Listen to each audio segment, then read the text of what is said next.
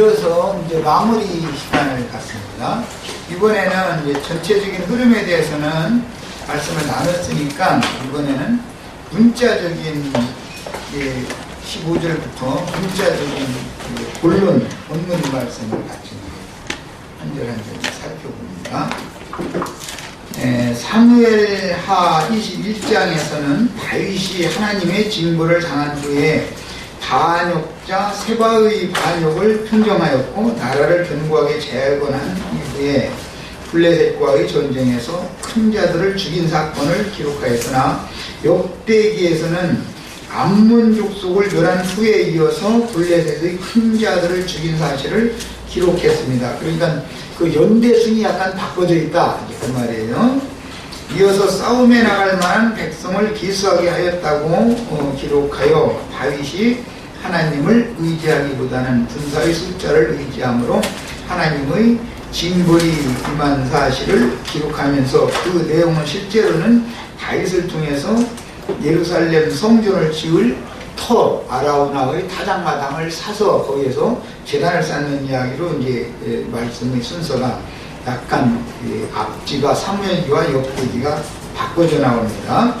나라가 안정되고 국력이 강성해지니 자연히 다윗이 다스리는 온 나라의 백성의 수요가 하늘의 별과 같이 많아졌고 자신도 모르게 다윗의 마음에는 이 모든 것을 내가 이루었다라는 자부심이 생기고 하나님의 언약에 따라 하나님께서 이루신 것이라는 사실에 대하여 믿음이 퇴보되었다.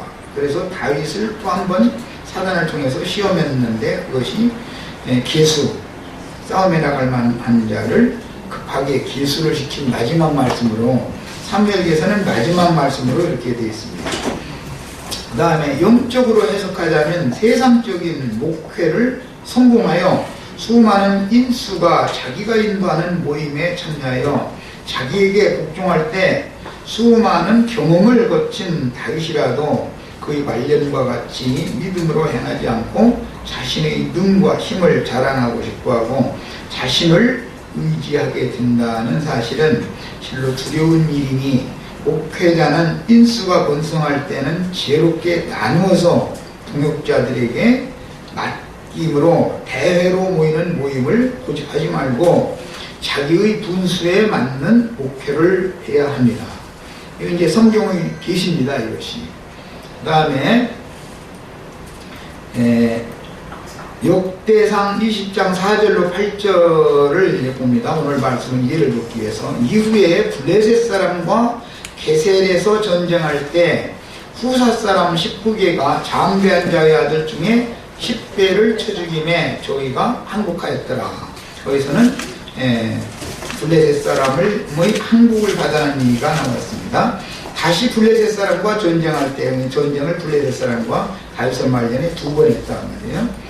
야일의 아들 엘하난이 가드 사람 골리앗의 아우 라그미를 죽였는데 이 사람의 창자로는 배틀채 같았더라. 또 가드에서 전쟁할 때 그곳에 키 큰 자 하나는 매 손과 매 발에 가락이 6씩 모두 24이 있는데 저도 장대한 자의 소생이라. 저가 이스라엘을 능욕하는 거로 이것은 그 골리앗이 이스라엘 하나님을 능욕했던 것과 같은 짓이죠. 다윗의 형 시므아의 아들 요나단이 저를 죽이니라. 가드 장대한 자의 소생이라도 다윗의 손과 그 신복의 손에 다 죽었더라. 그랬습니다.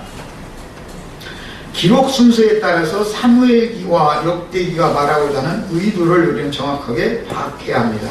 블레셋 사람이 다시 이스라엘을 치거늘 이라고 시작되는 사무엘기 오늘 본문 말씀 15절 이하에 있는 이제 본문 말씀으로 들어갑니다.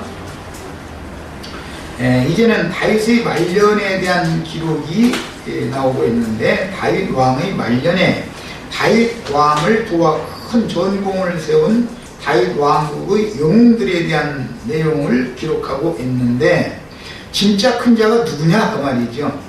전공을 다윗 왕국을 위하여 전공을 해온 자들이 큰 자들이죠.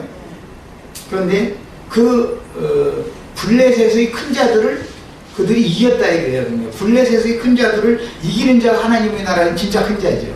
예수님은 이제 이런 것을 영적으로 표현할 때 섬기는 자가 되어야 하나님의 나라는 큰 자가 된다 이렇게 표현을 했어요. 그런데 주님 자신이 나는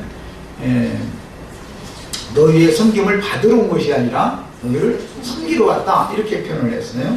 그러니까 이제 이 교회를 위하여 하나님 나라를 위하여 봉사를 한다는 것이 어떻게 봉사를 해야 하나님의 나라에서 큰 자인가 이것을 말하고자 하는데 목적이 있다는 걸 알 수 있죠. 큰 자들을 죽이는 얘기를 하는 거니까 지금 우리 형제 자매님들은 다 큰 자가 되셔야 되겠어요. 블레셋의 큰 자들을 다 죽이라 이 말이에요. 그러려면 섬기는 자가 되는 거예요. 또 섬기는 자에게는 또 세상 나라에서 섬긴다고는 어쩌면 또 그런 관념이 아니고 자기를 쳐서 복종시키는 본을 보이는 거, 그 다음에 자신이 많은 대회의 우두머리가 되는 것을 지향하는 거예요. 그게 진짜 섬기는 거예요. 인수가 많으면 나눠주는 거예요. 이렇게 갖고. 그런데 이게 쉽지 않다는 거예요. 이 목회자가 제일 이걸 넘어가기가 제일 어려운 거예요, 사실은. 다윗도 자기가 매번 전장에 나가서 전쟁해야지, 나라 내정 지려야지, 외치어야지, 이거 혼자 다 하려고 지금까지 힘이 있으니까 나 해왔는데, 이제부터는 그게 안 된다는 거죠. 나눠줘라 이 말이거든요. 맡겨라 자꾸 그 말이죠. 근데 다윗은 다윗이 해야 될 몫을 해야 되는 것이죠. 후계를 어떻게 세울 건가, 이것을 더 중심을 둬야만 다윗이 말년의 지리를 잘하는 것이다 그 말이에요. 그 다음에 다윗이 피곤함에 거인족의 아들 중에 무게가 300세겔 되는 노창을 들고 세 칼을 찬 이스비브노비 다윗을 죽이려 하였다 이렇게 시작이 됐는데, 육적으로 볼 때는 늙은 다윗이 블레셋의 침공을 받기 위해서 친히 전장에 나갔다는 것은 쉽게 이해하기가 어려운 말입니다. 그러면서 성경에는 지금 노쇠한 다윗이 친히 전장에 나갔다가 전 같지 않고 피곤해더라는 거예요. 그러니까 블레셋의 큰 자들이 다윗을 오히려 죽이려고 그러더라. 이런 거예요. 그러니까 다윗은 전쟁에 능한 사람이었지만 날마다 전쟁만 늙어가지고도 전쟁할 사람은 없다 이제 그 말이겠죠. 전도의 일로 앞장서서 나가야 될 때가 있고 자기는 들어앉아서 이제 내치나 해야 될 때가 있다 그 말이죠.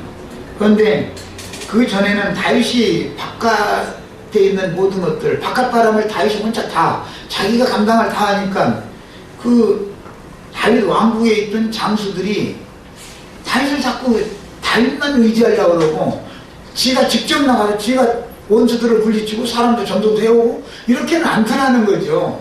그것은 하나님의 뜻이 아니죠. 이제 또 어떤 전투 현장이 있을 때 이제 사람을 이제 장수로 파송을 해보면은 그 사람이 빠른 시간 내에 전쟁을 종결하고 사로잡아올 자들을 다 사로잡아오고 이걸 해야 되는데 그걸 그렇게 하지 못한다는 것은 그에게는 아직 능력이 부여되어 있지, 주님께서 그를 쓰시지 않는다라는 뜻인데, 그걸 모르고 계속 자기 분수를 지나는 그 교만방장한 행동을 하면은 그게 반역이 되는 거잖아요. 이제 오히려 자기가 왕국 내의 모든 그 권위를 잡고 권력을, 하나님은 다윗 왕을 세워놨는데 지가 잡으려고 그러고 아들들이, 그게 반역이거든요. 이제 이런 것을 잘, 교회 생활이라는 것이 뭔가를 잘 생각해 보셔야 됩니다. 신복들과 함께 전장에 나갔지만 장대한 자 거인의 후손 중에 이스비브노비라는 자가 특히 다윗을 대적한 기록은 그가 골리앗의 원수를 갚겠다고 다윗에게 달라들었다라는 뜻인데, 예수님에게 패퇴당한 기성교계의 유대교의 그 거장들, 예수님 당시에는 아까 잠깐 말씀드린 것처럼 니고데모, 시몬, 가말리엘, 그 다음에 무슨 샴마이 이런 이제 신학자들이 이제 예수님 당시에는 거장들이었죠. 큰 자들이었죠. 물론 사울이라는